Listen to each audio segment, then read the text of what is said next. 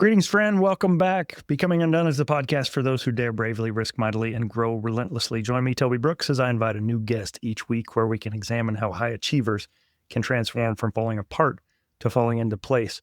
Got a special treat for you this week.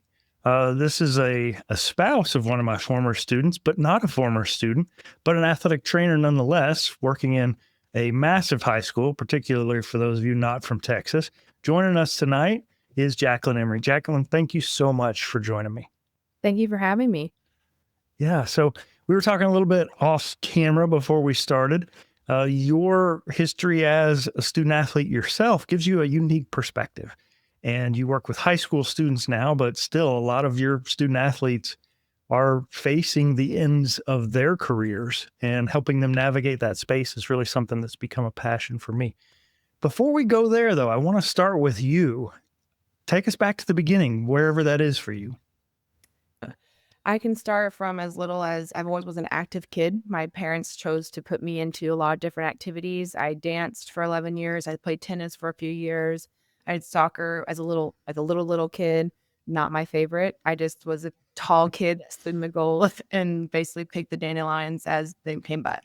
But I was just always active. I was at sports camps all summer. I would do things just whenever I could get my hands on it. But dance and basketball were really my two biggest things.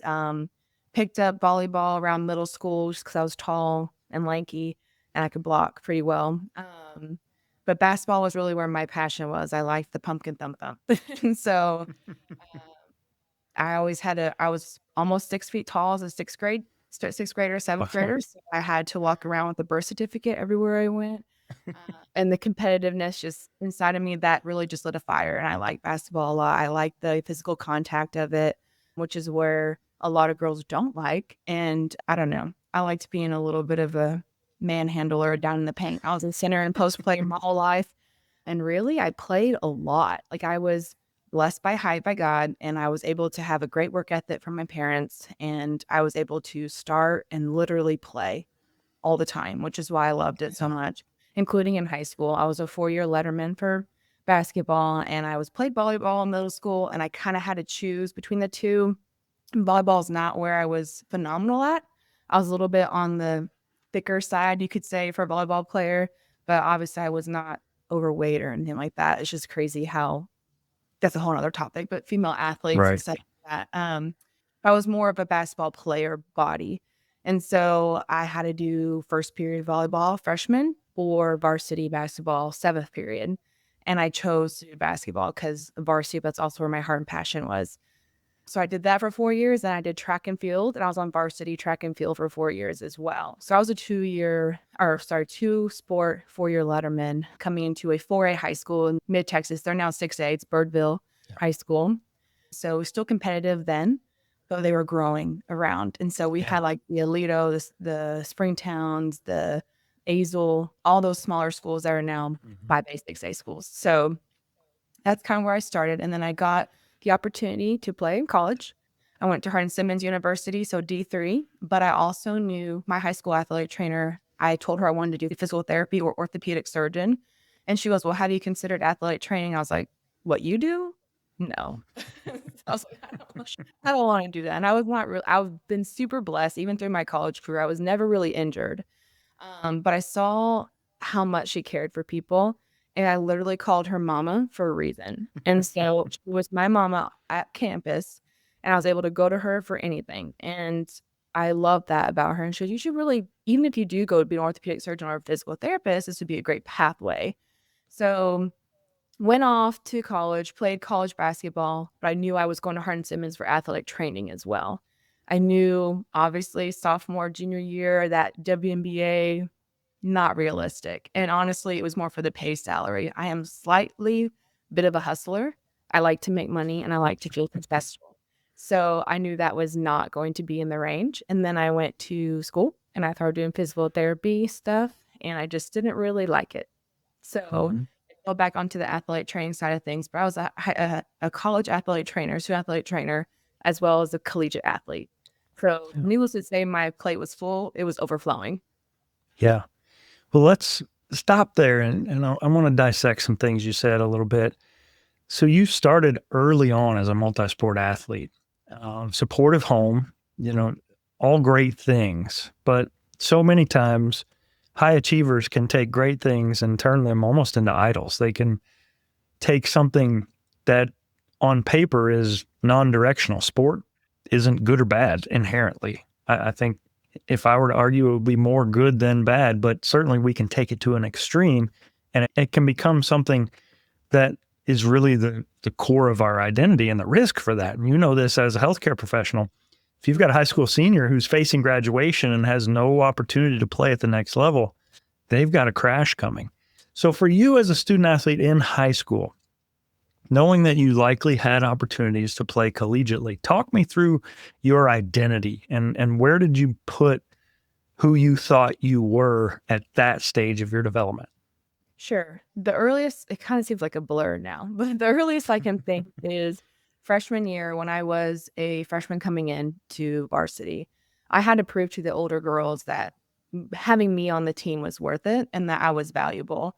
And my coach believed in me 110%. So that was very easy on that side of it when you have adults that believe in you and you just have to deal with the girls on the squad. And honestly, I don't know if it was my parents. I don't know. Like something inside me just kind of said, you don't have to be everybody's friend. You don't have to be everybody's go-to person. But when it comes to being on the court, I'm all in. So I feel like I struggled with that during high school, like trying to tell the older girls, I'm not here to take your spot. I'm not here to push you around. I'm not here to make you feel uncomfortable or anything. Like I'm here to honestly win.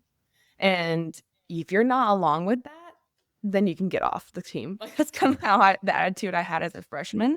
And so I just took that in strides and I was team captain my sophomore year, which was kind of unheard of, young kids still having to mature. I was an assistant team captain, wasn't the main one, kind of like an honorable mention. But even then it was a struggle to have a little token of leadership, but the older girls still wanted to have that control. And I respected that. They've had their time, they've put in their practices and stuff like that.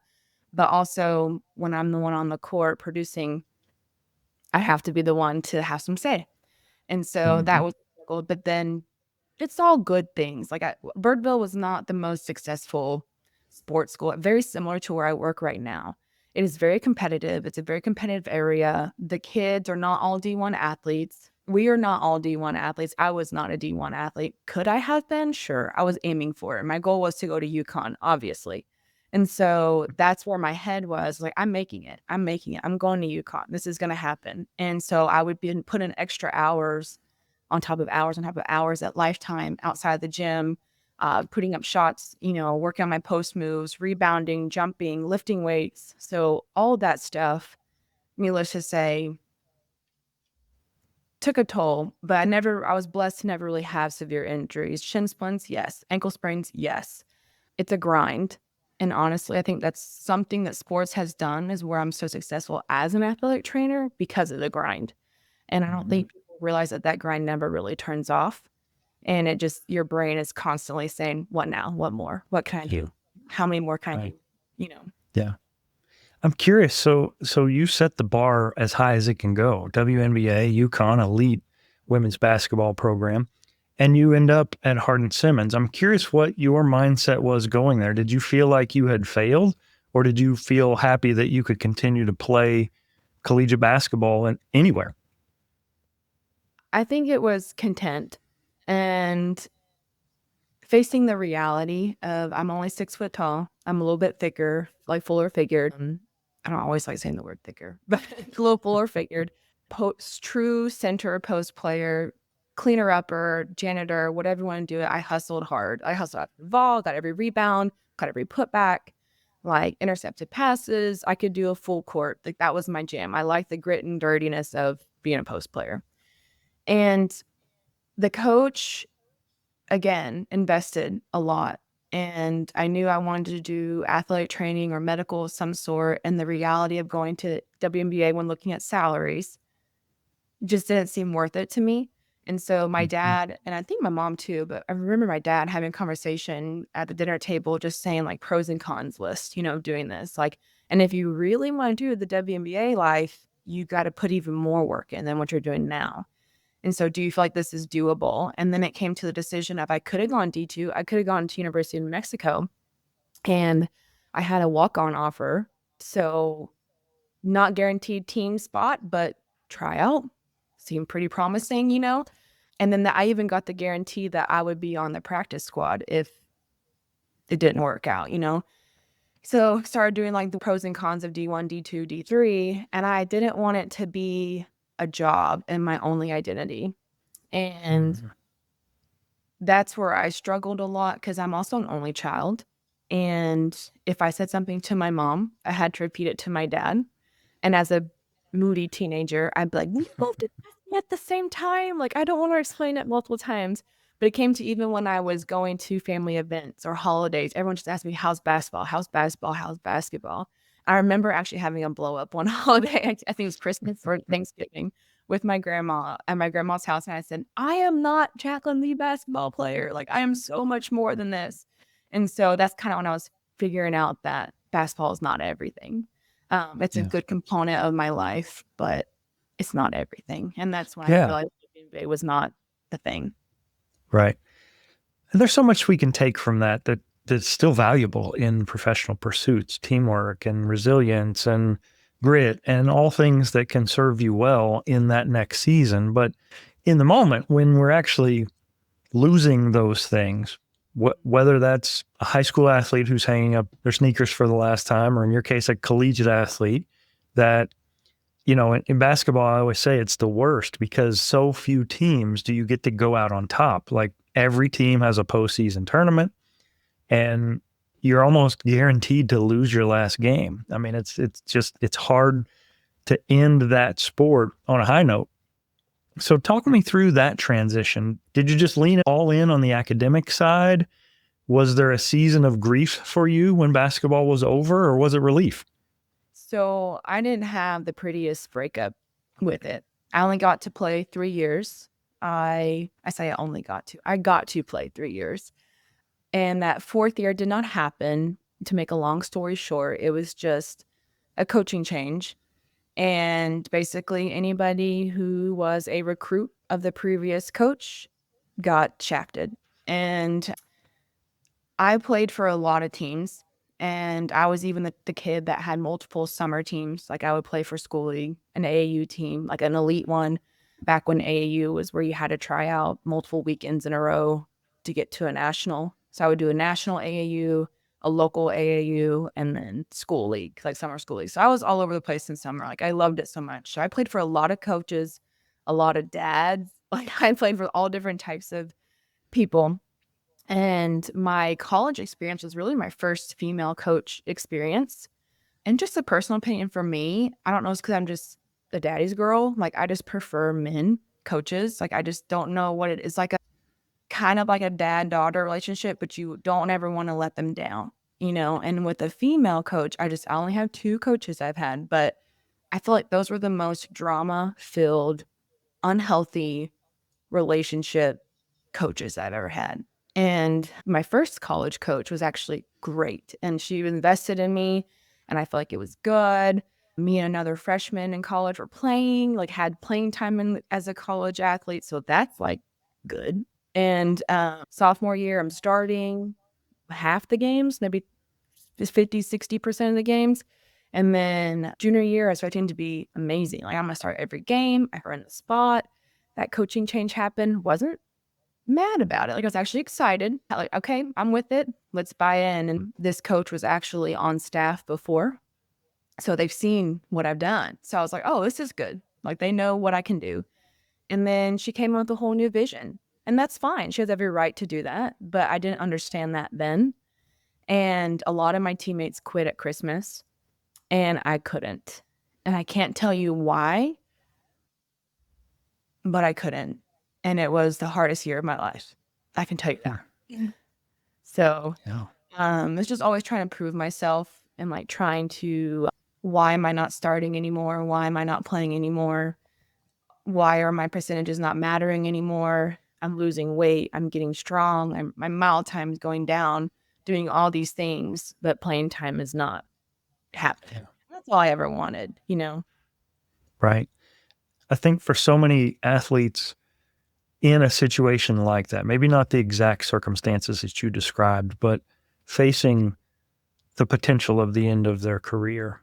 When you're in the middle of that, when you're confronted with the reality that this could be it, this might be all. The athletic mindset, and hopefully I'm not speaking just for myself here, but you tend to be tough. You want to be tough. You don't want to tell anybody. You want to keep it to yourself. You don't want to expose yourself as being weak or vulnerable or anything else. During that season of your life, was there anyone you relied on to help you navigate through that space? My husband now. So boyfriend then, and my parents. So where the college I went, we have basically a group of older people, couples, and who are called donors. And it was basically just fundraiser people. They came to the game every week. Like, they live in Abilene. This is their life. They've been here forever. They love Hardin Simmons. They go to every sporting game, all that kind of stuff. And they were coming up to me. My parents are coming up to me and going, "What is going on?" And I'm like, "I do not know." Like, you don't talk to them. And that's where it started. Then it got repetitive. And they're like, "Why are you not playing? Why are you not playing?" And then my parents thought it was Dustin, my husband. People thought it was everything else. And eventually I cracked. And I just said, "I don't know what's going on. It's not me. I'm doing this. I'm doing this. I have athletic training on my plate. I have a job. Like, I worked a job too, a part-time job on top. I was doing observation hours. I was doing intramural work at this campus. Like, I just try to stay so busy that nobody could really try to see something was wrong." And I finally cracked and said, "I don't know what's going on. This is all the stuff that I'm doing. I don't know why I'm not getting playing time. I understand y'all want me to play and I see it, but it's destroying me at the same time." But I couldn't even say that it was destroying me until I quit officially. And I just had no words. I couldn't describe it. And it was really like an abusive relationship. It sounds horrible to Right? say that, but obviously looking back, gosh, 12 years now. That makes me feel old, but 12 years now, I learned so much from that year. So God put it in my life for a reason. It taught me a lot. So Yeah. Well, frequently I find solace in the fact that the trials, the tribulations, the failures, the shortcomings that I've had to experience are for nothing unless I can use them to help the next generation, whether that's my kids, whether that's student athletes that I serve, whether that's students that I serve. So now you find yourself in a role as the mentor that you once had, who turned you on to the profession. I think we as a profession of athletic trainers, we're stretched so thin, typically under-resourced. The last thing on earth most ATs have the bandwidth to do is to chase after college freshmen in your case. Like, they graduated, they're out of your program. You're not responsible for college freshmen anymore. And in the collegiate setting, if someone graduates, if heaven forbid they're injured and they leave your program, or in your case, they got pressured out, whatever, they're no longer someone I'm directly responsible for. As I've looked back over my career, I've realized there were probably so many student athletes that could have benefited from, if not from me directly, at least from me connecting them with healthcare professionals, with counselors, with even just friend, support like you had at Hardin Simmons, perhaps. So using the story that you've been through as a student athlete, how has that impacted you now as a clinician? that's a good question. I think it's honestly developed my just compassion, empathy in general. I find myself telling myself that I'm not being very empathetic or sympathetic. I'm kind of just like a little bit of a hard ass all the time. And that's my personality. And it's taught me to be like, you really never know what's going on between that kid's ears. You really never know what that kid is being told. I had a very supportive, family source and friend source. And one of my best friend's teammates in college who left the team at Christmas, she would tell me, "Why are you doing this? Like, why?" And I'm like, I can't quit. I can't quit. And so she was being like, okay, just that kind of, "I don't really know why you're doing it, but I'm gonna support you. I'm keeping tabs on you. And that's kind of where these kids walk in the door. And I think that's why I love athletic training so much, as a puzzle every time. And it gets exhausting. And honestly, becoming a mom made me feel like, gosh, this is like, I don't have time to figure out this puzzle. I'm trying to figure out what this puzzle is that I'm raising at home. But when that kid comes in and you just say, hey, the door, it's like some of those kids, that door just swings wide open. And I have a perfect example. It's like this last year, a girl that I would probably not normally just talk to like normally, but she came in, had a question. I could tell something was going on. Like, when you just have a feeling after so many years, like there's something going on. Like blood pressure is high. She's breathing fat, like something. She's not really expressing that something is wrong, but there's something wrong. And she ended up having high blood pressure. She felt like she was going to faint. She sat down for a minute and I was like, where are you from? Because I'd never seen her before.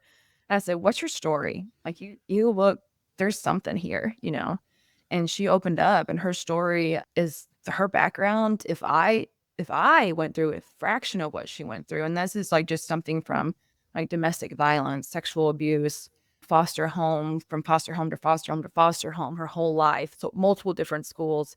And I'm like, yeah, you come in here every day and you smile and you tell me hello. Like, I mean, every day. And sometimes you're like, this girl would walk in and I'm like, oh, I do not have time for her right now. I'm so much to do. I'm busy. But she would walk in and say, hey, Coachy, how's it going? And I'd be like, hey, girl, how's your day? And she would either spill the beans or she would say, I just want to say hi, And having kids like that, I think, is so refreshing. That's what keeps me young and what keeps me invested in the profession. So it's kind of a long answer for that. But No, I love it. I love it. Because kids like that don't realize how strong they are. Like, recognize the strength it takes to get yourself out of bed, force a smile, and be kind to somebody. Like, what life has dealt to you is not the same as everybody else. And so I think having that experience helps us view life through a different lens. And it's great to hear that she felt comfortable opening up to you. If you could go back in time and speak to your athletic self, who would you choose? I mean, there's Jaclyn as a 10-year-old and there's Jaclyn as a 21-year-old. Where would you go and what would you tell yourself? I would go back to probably, I was super blessed. And honestly, middle school to high school, I had my head on my shoulders pretty well. Like I was confident, I was playing, I had no like really adversity kind of in a way because I was good. I worked hard to be good. And then college came and I knew the competition would be there, but I would go back to that 21-year-old self and just say, it's okay. Let go, And I think that's hard to say, but also that same back end of that voice, I would say, okay, we're here. We're going to finish it. Like whatever your mind is going through. And there is no perfect answer. There is no perfect way to train. There is no, like, all these things can happen. I had multiple teammates question why I was still doing it, supporting the team. And then I had other teammates that are saying, why wouldn't you? Yeah.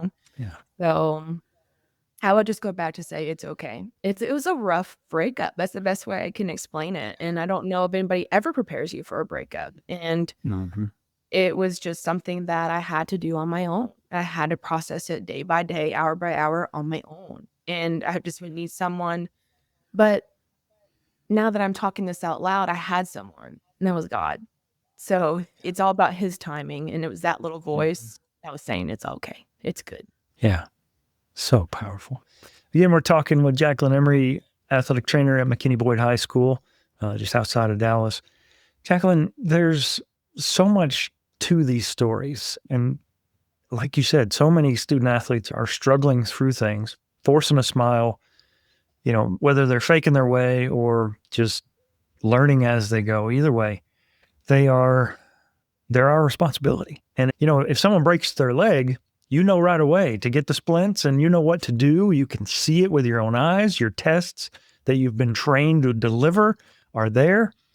But so often student athletes dealing with mental and behavioral issues, they can hide that. So what for you has been maybe the most eye-opening aspects of serving student athletes instead of being one yourself?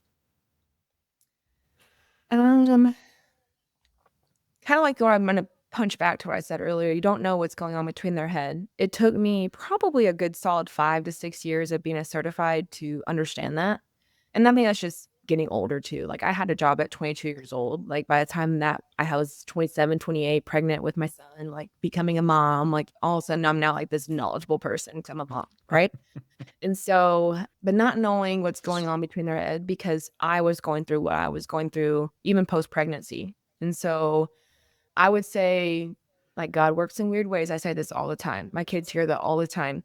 Having to go through what I went through with basketball and that ugly breakup with it helped me post-pregnancy too, postpartum.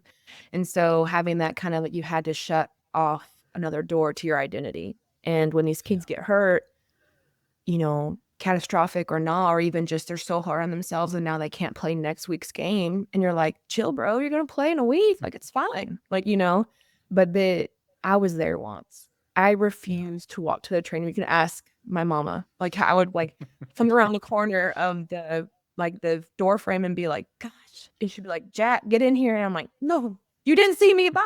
That kind of thing. And so I was a kid that it was like hell walking into there. I was like, oh my gosh, I'm doomed. She's not saying no, I can't play.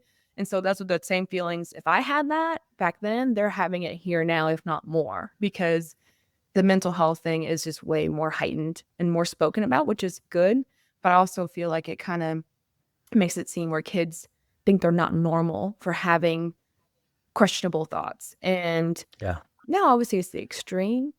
Yes, that's probably not, you need some help. But just having the question like, oh, I don't want to be in here. I don't want to be out. I don't want to have something go negative. That's all normal. And that's part of life in general.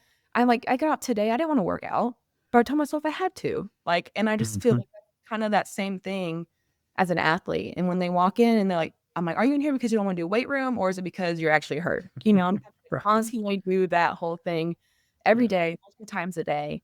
And just teaching these kids, honestly, how to function as an athlete is what I enjoy more than the first aid, the blood and gore, the diagnosis. Like just having them relate this to their life in the future is more of what I'm about. And honestly, I think that's kind of what has helped me become like an ambassador for Nexus and in First Form supplementation and like saying there's so much more to this. This is just the pillow level. Like this is the pillow. You're not even down to the springs in the mattress yet. You know, like the way you feel, you've got to work hard. And that's the rest of your life, period. Yep. Perfect. I love that. So you alluded to that. Great segue into the next question. So I see you on social media. You've got a growing presence. I saw an update today. So tell us a little bit about, in addition to being an athletic trainer and a wife and a mom, you've got a lot of other things going. So tell us a little bit about that. Sure. I'm actually very introverted. I'm extroverted when I have my people. Otherwise, if you walk up to me, I'm going to make you say hey before I say hey for the most part. But my husband, as you know, is very, very sociable. And very, I know this. But during COVID, he started like the whole AT Twitter thing. And he started, I'm like, oh my gosh, you're always on social media. Like, pay attention to me. And like, ended up being a good thing because he met some amazing people and they took me in when we first came back after COVID to NATA. And when we met them, I was kind of like, I'm just a nobody. Like, this is not, like, I don't need to do this. And they're like, no, you should start posting stuff. And I was like doing just my personal things here and there. And then I saw what they could do. And I saw that they were sharing the sarcasm and the funny and the great part of athletic training, but also the hard times and the hardships of athletic training. And I said, I could do that. I could definitely do that. And then now I've grown into like this kind of brand where I am like the AT mom. And so we hand out stickers at NATA. In the last couple years, I've had a few people, well, last year especially, but this year a lot, was kind of a defining moment of like, they're like, they could walk up to me and go, I see your TikToks. You're so funny. I love them. I love what you're saying about like women in sports and being a mom and you get your stuff done and you're making everyday life be like normal with a busy athletic training schedule. I was kind of like, I'm doing it. And so posting was more for me, like just kind of having receipts that I'm doing what I'm telling myself I should be doing. So having that mental game of, I said I was going to work out. I said I was going to eat right. I said I was going to meal prep. I said I was going to go to this game. I said I was going to hang out with my family. I said these things to myself and I need to do it. And so posting for me was receipts and proof for myself. If you like it and you want to watch it, great. I don't care. But it's mainly for me. And when I made that flip, that's when I started feeling I started getting more attention. It was like that raw, genuine side of social media that people love and they want to That's see it. what you do. And I didn't realize like the day in the life videos are honestly my biggest videos. Like they're like, oh, this girl's up forever. Yeah, I don't sleep. I don't know how I survived, but having Right. that and then going into the convention this year and people just saying like, I love what you do was so refreshing. And then like me being Yeah. able to say that to other athlete trainers who are younger, who are following our steps. And we were kind of the first, athlete trainers who did TikTok and reels and stuff. And so post COVID. And so it's just nice to kind of see that. I feel like a little old head kind of saying that, but I'm Yeah. happy. No. It sneaks up on you slowly. It's like you go from being relevant and cool to old school. Like overnight, it happens. There's no in between. So hopefully you're still on the early end of that, but it's coming. I will warn you. Yeah, he cannot feel it. Yeah. Well, I ask this question of all my guests. I love music and the emotions that it can frequently represent. If we were to watch a montage of your life, what song would you pick to play in the background and why? Oh, I'm a music freak. This is really hard. Um, this is really hard. Let's see. If I had just like a vibe, like just a vibe of my life, I would say Amber by 311. I love that, Amber's color of energy, be warm, be kind, be welcoming, have open arms, etc. If I'm gonna go for my athlete training group, we would play something Krieg. So any of those arms wide open, anything. So Yeah. that's probably the life thing is just be kind, be a good human. I feel that when I'm at my kindness moments of life, it comes back in return in the universe. I'm a big believer in that. Whatever you put in the universe, it's going to put back. So if you put negativity in the universe, bad things are going to happen to you. If you're positive, you're good, and you love people and you're kind, you're going to get all that back to you. Yeah. Love it. What for Jaclyn Emery remains undone?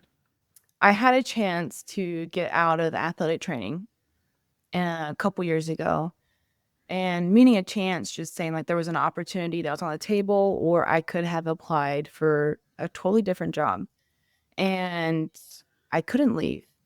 And it was something very similar to not quitting basketball my junior year, having to finish that season out.